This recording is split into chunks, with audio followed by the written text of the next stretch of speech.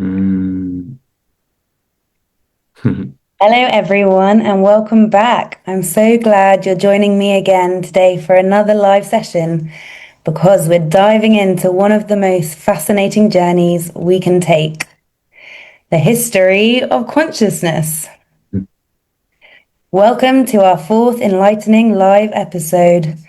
We are Amy and David, the founders of the Holistic Academy 2025. When we say consciousness, we often think of awareness, self-reflection, or that inner voice that says, I am. But what's remarkable is that across history, different cultures and philosophies, they have all understood consciousness in very different ways. So please interact with us, share any interesting thoughts or light bulb moments in the comments down below. Thanks, Amy. Yes, for modern times, we discuss recent scientific research, neuroscience, and psychology exploring consciousness as brain activity, subjective experience, and even outer states, because we are going to talk about how the ancient cultures enter into this realm and energy of consciousness. And it's going to be really interesting how nature is always helping us. So today we are looking forward to tracing this journey from cosmic consciousness in the ancient world through Greek philosophy and into today's scientific research and holistic practices.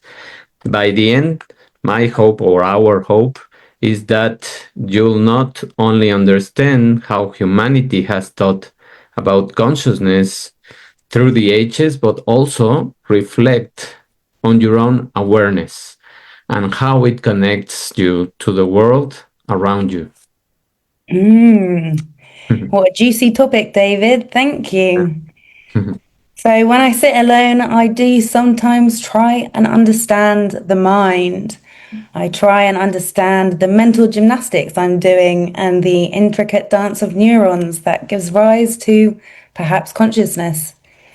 But I also feel a profound connection to all the thinkers who first dared to ask, what is this inner light? Is it a journey stretching back millennia? I'm sure it is.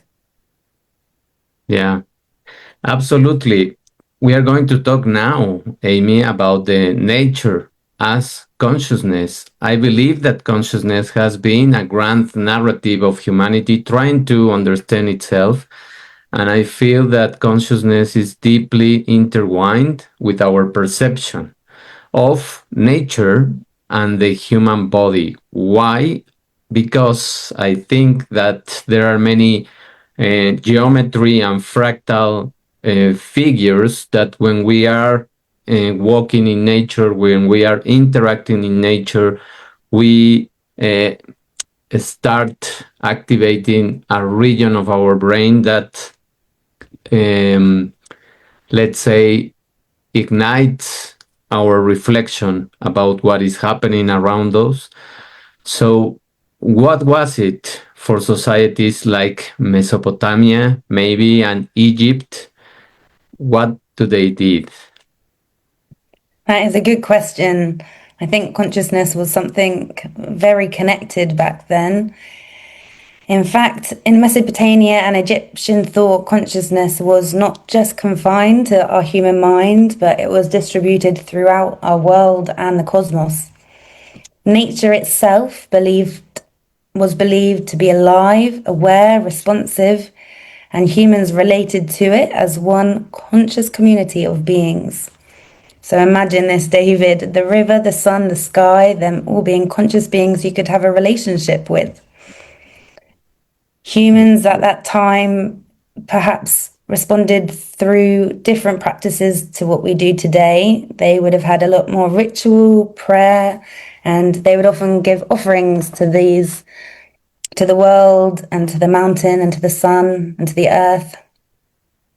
They also saw floods and droughts or eclipses as not accidents, but messages from gods.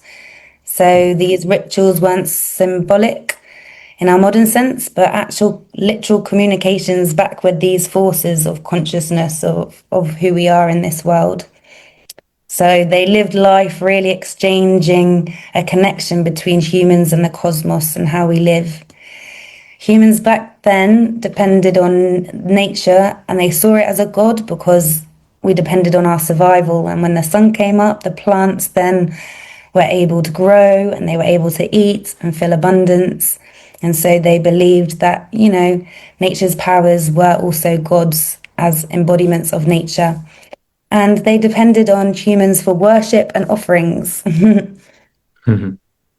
Well, that's just great that we can reflect on those things and how nature is giving us a lot of hints and a lot of things, a lot of energy and connection to this source energy, which is, I think, is mixed within us, and it starts awaken many of these types of reflection that we can encompass in our own lives, and that we can also reflect how nature with its consciousness is giving us the sense of unity with everything and with every sentient being.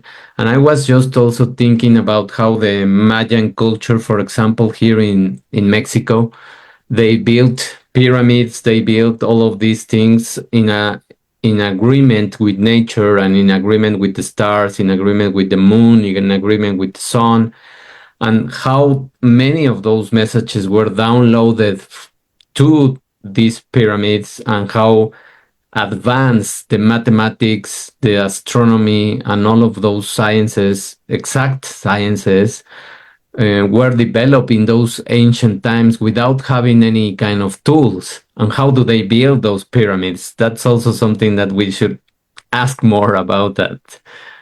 No?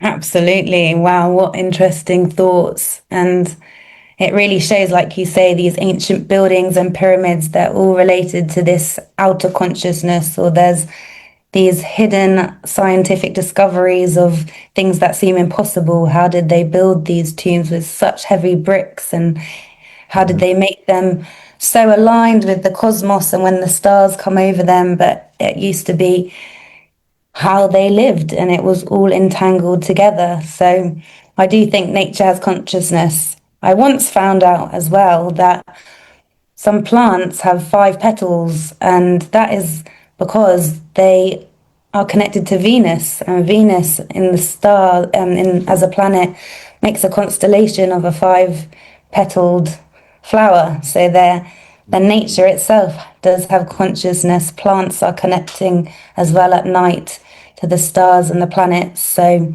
yeah, it's very powerful to see nature as a consciousness. And I've even spoken to my plants before and they've said, yes, I'm growing a new leaf and I like where you've positioned me. And it did creep me out a little bit. So it is crazy. But the more you connect, I think, as a child, you'll remember that you can hear the whispers of the plants and the smiles and the thank yous when you water them. And we Mm. almost lose that connection as we grow up. So nature is a powerful part of consciousness. Yeah. I was thinking about the podcast that I just listened about a researcher that created this new branch of science of neuroscience that it speaks about the environment, and he made a lot of experiments with children that have TDA, and he just proved that a walk of 20 minutes in nature has the same power, if not more, than the dosage of Ritalin, that is the medication that they use to control TDA. So this is the power of nature working for us. And he was mentioning also that we don't even have to, if we are in a setting that is complicated to be in real nature and walking in those places, what you can do is either listen to nature sounds or watch some videos about with nature. And if you do that, you also start having the same effect, probably not in the same degree, but you have the effect. that is calming your brain and letting the reasoning and the focus skills to start being more resilient. So those are the things that always we can see in nature as a consciousness that is giving us this help, this hand, and is extending us the benefits. And that's how it changed for the Greeks. Indeed, it did.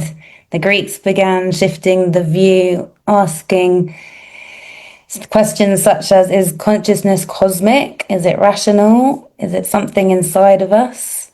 So it definitely changed perhaps the idea of how we saw consciousness and our connection to nature, and it becoming much more personal. So thinkers like Plato, Aristotle, and later Plotinus debated this deeply, and I'm going to dive into the history a little bit of the ancient Greeks and where consciousness began. Well, it began to be separated, I guess, from nature with the pre-Socrates in the 6th to 5th BCE. Consciousness was shifted from that cosmic dialogue, believing that nature was an entity and was a god or a being, and it changed to a human attempt to understand consciousness as something to be rationalized. So it changed it from nature was no longer a thou, something that we connect with, a you and us, to more an ordered system where we were able to, dissect it and analyze it with more reason. So Plato, as he came along, he loved to emphasize the soul's immortality and its ability as well to know itself. So that must mean that he believed consciousness was something in us and something that transcended with us after death, which is perhaps not what everyone thinks in our modern times. Forgive me if I pronounce this wrong, but in his book, the Alcibiades 1, he suggested that when the soul knows itself, it is looking at itself in a mirror, which anticipates ideas of having that self-consciousness, being aware of yourself. So I know myself as deeply as I've got to know myself. So I think there's still many layers to keep looking at, keep going into that mirror and keep understanding consciousness for myself on new levels. But he also later explored consciousness in the Republic and Phaedo, where he connected consciousness to the soul's rational parts, where consciousness could grasp these eternal truths. So I don't know if that's a light bulb moment for me, but somehow when something just rings true, there's like this feeling inside of you, and maybe that is an internal consciousness connected to the rational mind that just knows that it really is true. Then Aristotle, he later talked about this consciousness of like your perception of perception. I'll pause there. The perception of perception. We all have a different perception of what perception is, and all our perceptions are different. But that was in the book, The Anima. And he was also describing at times the idea of common sense, which helps to unite and unify our senses, our sensory experiences. And that also allows that common sense to be aware of what we are perceiving.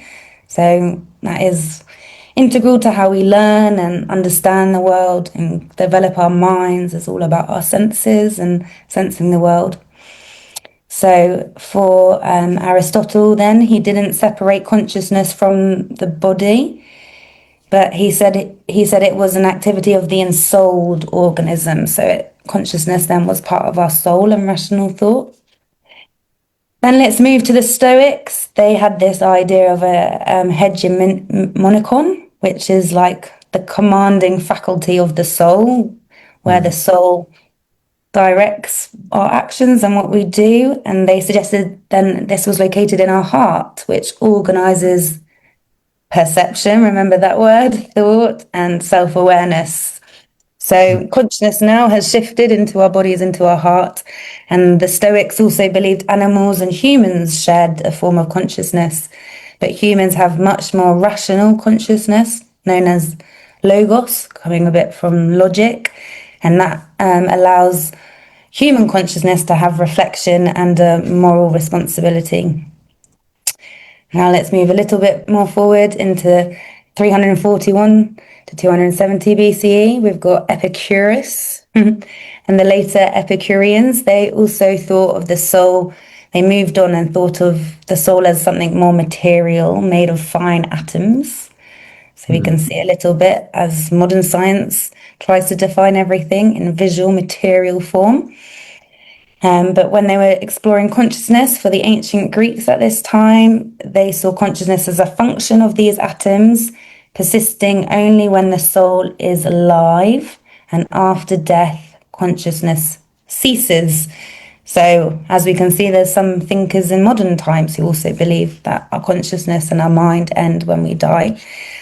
So this is one of the earliest accounts of materialism in terms of consciousness. Mm. And then coming a bit more recently to Plotinus. He is one of the Neoplatonist philosophers, and he emphasized this idea of a self-reflected awareness. So this time consciousness was something that we become self-aware of, and he described it as the soul turning inward on itself, a continuous self-presence. So again, for me, that's just about having a lot of reflection. And I definitely feel really like in my conscious mind when I'm reflecting, Amy, come on, how could you do things better in life? What mistakes have you made? You know, how can you be a better human? So for me, that definitely creates a new layer of consciousness in my own mind to have that self-awareness and inward reflection. And this as well is where this idea of having higher consciousness in union with our one and ultimate reality came from. In his Enneads, Plotinus taught that everything emanates from the one, the ultimate reality beyond being and thought. So that's a little bit of where this saying, you know, we are all one consciousness comes from. So it really like connected us perhaps a bit more to the divine as well and the creator, that we are all one reality and one consciousness. Individual souls, we're not fully separate. They're expressions and emanations of the universal nous, which is the divine intellect. So we're all expressions of a universal consciousness. So when we engage in this deep contemplation, the apparent separation between individual minds can just dissolve, and we realize our consciousness is ultimately united all together, all with all others in one. Beautiful, beautiful lesson of history and how the Greeks started to uncover and tapping into this powerful concept of being self-aware, of creating this unity with each other, seeing ourselves as mirrors, and also having this connection with everything and everyone that we are interacting. And by doing that, probably learning more, which is something that I also explore today with another researcher that talks about this mirror consciousness that we have in our interactions. And whenever we feel that we reject someone or we have a conflict with someone, that is the mirror that we are experiencing to work on certain issues that we still have to learn and these lessons. And as you mentioned, when you reflect more on yourself and you say, Amy, you should have done that, or think like you should have taken any kind of direction. All of those things, I think, are based on this common sense that also the Greeks spoke about. Because when you have this power of having pauses in your life, and when you have time to reflect, to journal, to meditate, to walk, to do anything that starts activating this default mode network that we spoke about the last episode, you engage your mind with this power of letting yourself see the mirror and see the direction that you should take. and you take much better decisions by doing that, because otherwise you are just reacting and becoming an impulsive being that is just doing the things according to the external world and to the external things that are happening, and you are losing the lessons. You are not seeing what nature and everyone else is trying to reflect to you. No? Yeah, absolutely.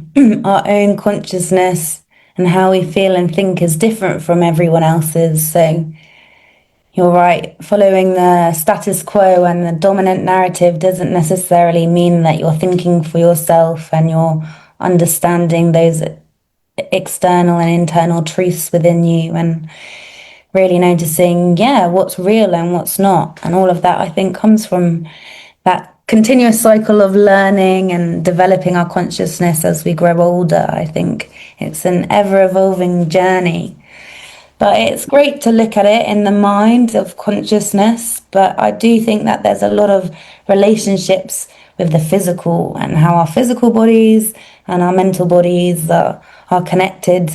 And of course, that question was the battleground for that French philosopher that we mentioned before, Rene Descartes, who really just separated and solidified that mind-body dualism for saying, I think, therefore I am. So he argued that our mind, or the thinking thing, is entirely distinct for the extended body. So I think in terms of consciousness, again, there was a time in more modern times where we weren't looking at it with the body. We were still looking at it from just the mental and having them with, studying them in academia with complete separation. Mm. That makes a lot of sense, because when we allow ourselves that we connect with this realm that is extended from the body and that is giving us signals, and when we perceive those signals and integrate them into what we should do, for example, let's say the seasons in nature are also reflecting to us that we move as well through seasons, and life is just about that. You will have some ups, you will have some downs, you will need to learn how to push through, or be resilient in those downs, and try to pick up the lessons so that you gain impulse and go up again, but learning and probably diminishing a little bit the curve, or the, let's say, the the space that you are going to fall behind.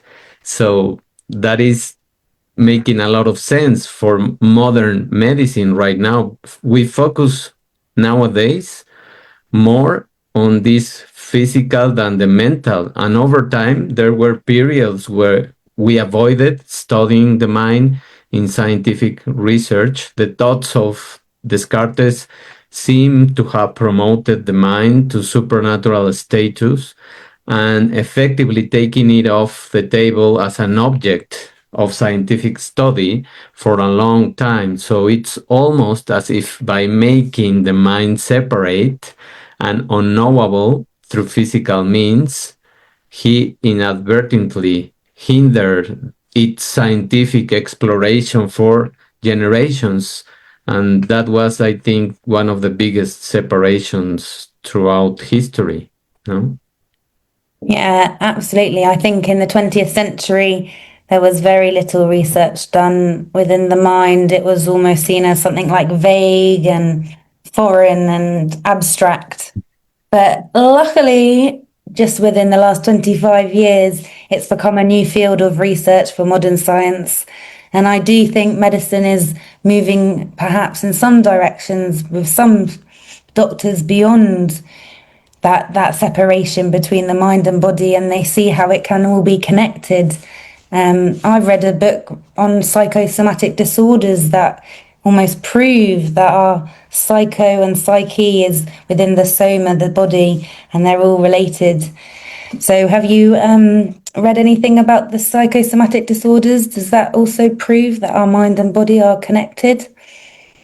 I really think so, and I think that we can just verify that with a, very recent story about what happened to my daughter.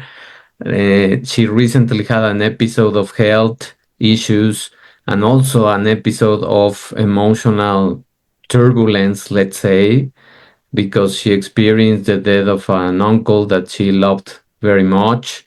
And after this episode of the death of her uncle, we took her to have some blood samples. And when we analyzed the results, when I saw the results of the blood sample, I could see a lot of things that were not normal for a child in healthy conditions and in emotional healthy conditions.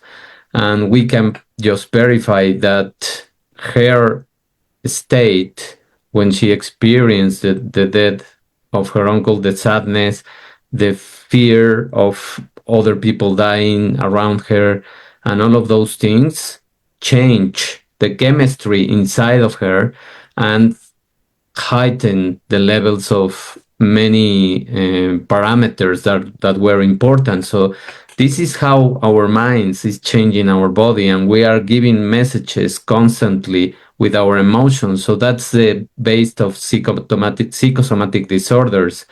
There are conditions where emotional or psychological states contribute to the real physical symptoms, and we can also verify that by giving ourselves those toxic loops of thinking.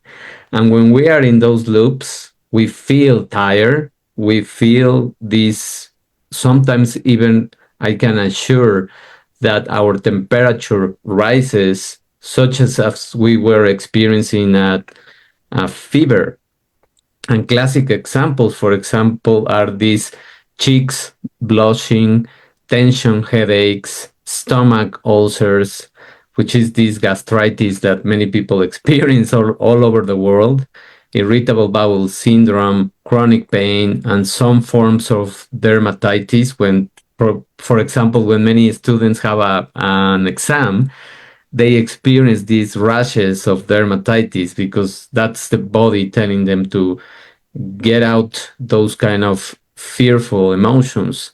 And of course, cardiovascular issues. When people have a heart attack, many times it's related to the fear that they have of living, to the fear that they have of to face the reality of their own lives.